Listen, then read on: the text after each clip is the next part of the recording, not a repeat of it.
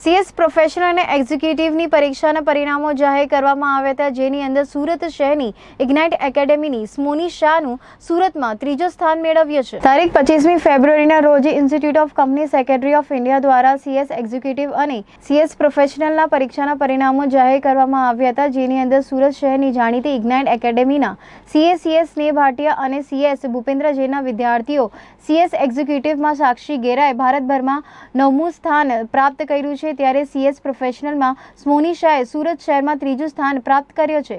આ બાબતે વધુ માહિતી એબી ન્યૂઝ ચેનલે ઇગ્નાઇટ એકેડેમીના કોચિંગ સર અને રેન્ક મેળવનાર વિદ્યાર્થીઓ સાથે વાત કરીને જાણી હતી।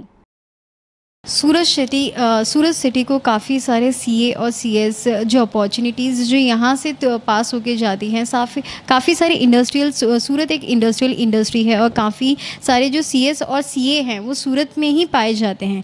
आज जब CS का जब रिज़ल्ट अनाउंस हुआ तब सूरत के इग्नाइट एकेडमी के जो स्टूडेंट्स हैं उनका रैंक आया ऑल इंडिया 9th रैंक और सूरत में 2nd rank position, 3rd rank जो पोजीशन है वो सूरत में आया है। और जो कोचिंग सर हैं और जो स्टूडेंट्स हैं जो हमारे साथ मौजूद हैं उनसे बात करेंगे। जी सर, आपका नाम? मेरा भूपेंद्र जैन। जी सर, किस तरह की कोचिंग और ट्रेनिंग दी जाती है जब ऐसे CS एग्जीक्यूटिव्स होते हैं, CS प्रोफेशनल होते हैं, जब एग्ज़ाम्स के लिए किस तरह की ट्रेनिंग दी जाती है? सबसे पहले तो मैं बताना चाहूँगा, ये एक बहुत ही कॉम्पिटिटिव एग्ज़ाम्स होती है, तो इसमें आपको डिसिप्लिन मेंटेन करना बहुत ज़रूरी है कि ऐसा नहीं हो सकता कि आपने 1 महीना पढ़ लिया और आपने एग्ज़ाम दिया और आप क्लियर हो गए। तो उसके लिए एक पूरा प्रोसेस फॉलो करना रहता है। जैसे हमारे यहाँ पे जो प्रोसेस फॉलो किया जाता है, हम हमेशा प्रोसेस पे फोकस करते हैं कि पहले तो आपको रेगुलर बैचेस अटेंड करने रहेंगे। रेगुलर बैचेस के साथ आपको घर पे जाके भी उतना टाइम देना पड़ेगा सेल्फ स्टडी के लिए।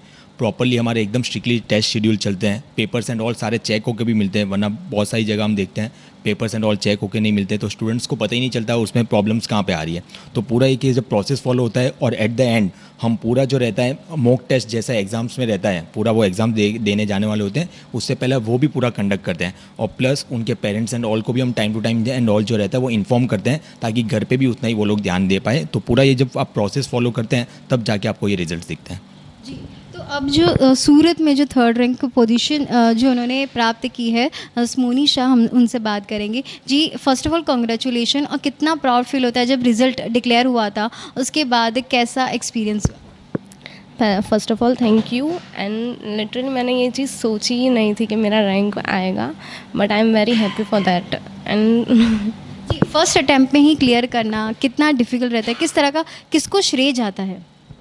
सब फर्स्ट ऑफ़ ऑल स्नेह sir and Bhupendra sir. And मैंने कंसिस्टेंसी भी स्टार्टिंग से मेंटेन की थी। जैसे सर बोलते थे हम इधर पढ़ाए तो तुम घर पे जाके भी उस चीज़ को वापस तभी जाके पढ़ो, तो वो चीज़ मैंने बहुत नोट की थी एंड उस चीज़ को मैं पढ़ती भी थी डेली घर जाके। एंड वेट कितना डिफरेंट लगता है, डिफरेंस कितना हो जाता है जब ऑनलाइन क्लासेस होती है, ऑफलाइन क्लासेस होती है, तो कितना डिफरेंसेस रहता है?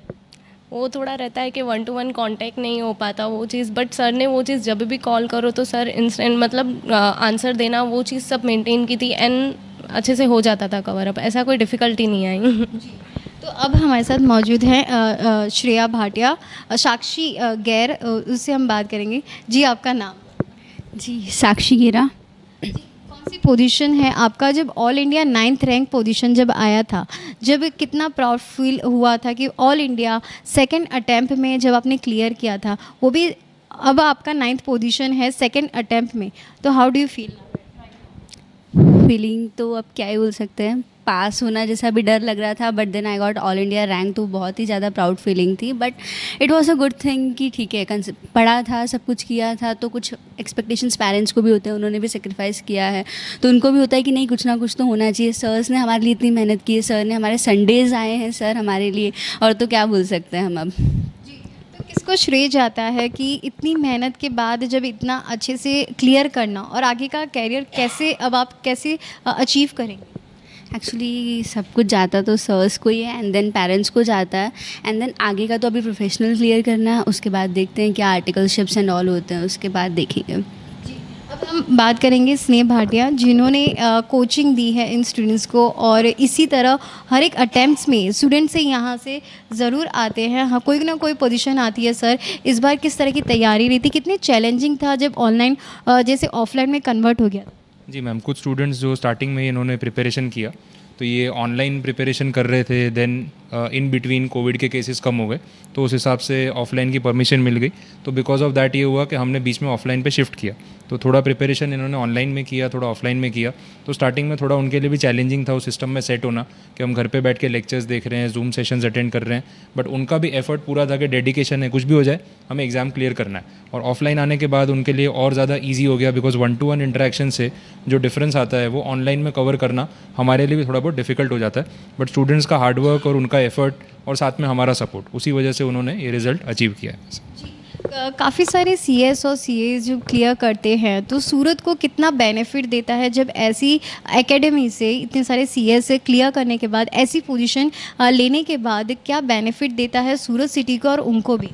एक्चुअली में सूरत इतने साल से एक बिज़नेस सिटी के तौर पे तो जाना गया ही है, लेकिन अब आजकल के यहाँ पे बिजनेसमैन जो यंग लोग हैं वो उसको एक कंपनी के फॉर्मेट में, एक स्ट्रक्चर में कन्वर्ट करने के लिए भी आगे बढ़ रहे हैं। तो बहुत सारी कंपनीज़ और एक स्टार्टअप्स का भी हम ट्रेंड देख रहे हैं। तो because of that chartered accountants, company secretaries, cost accountants, ये सारे प्रोफेशनल्स के बिना इनका काम चलना मुश्किल है, and they need those professionals. तो उस वजह से CS, CA, CMA ये सब की इंक्वायरी और डिमांड हमारे सिटी में भी अब बहुत ज़्यादा बढ़ गई है। वैसा तो जैसे हमने बात की कोचिंग सर्स थे और जो स्टूडेंट्स जिन्होंने पोजीशन जो सिक्योर की है, जो काफ़ी अच्छी सूरत सिटी को भी काफ़ी in a business, in a form, industries में काफ़ी बेनिफिट देगा थ्रू दिस।